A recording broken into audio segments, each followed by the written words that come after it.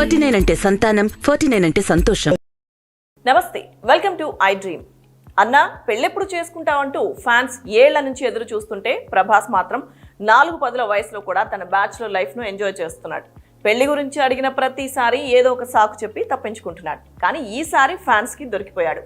ఎట్టకేలకి తన పెళ్లిపై క్లారిటీ ఇచ్చేశాడు. మరి ఆ వివరాలేంటో ఇప్పుడు చూద్దాం.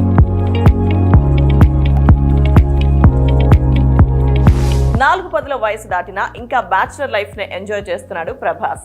టాలీవుడ్ మోస్ట్ ఎలిజిబుల్ బ్యాచులర్ గా ఉంటూ ఎంతో మంది యంగ్ హీరోస్ కి పెళ్లి నుంచి తప్పించుకోవడానికి ఒక సాకుగా నిలుస్తున్నాడు. మొన్నటికి మొన్న ఓ రియాలిటీ షోలో శర్వానంద్ ను పెళ్లి గురించి అడిగితే ప్రభాస్ చేసుకున్న తర్వాత చేసుకుంటా అని అన్నాడు.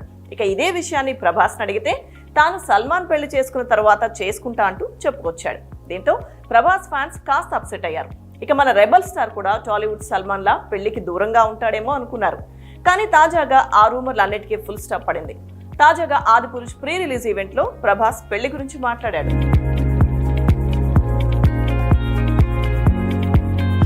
ఆదిపురుష్ ఈవెంట్ లో ప్రభాస్ మాట్లాడుతుండగా ఫ్యాన్స్ పెళ్లి అని గోల చేశారు. దానికి ప్రభాస్ స్పందించి పెళ్లి గనక చేసుకుంటే ఇక్కడే, ఇదిగో ఈ తిరుపతిలోనే చేసుకుంటా అంటూ చెప్పాడు.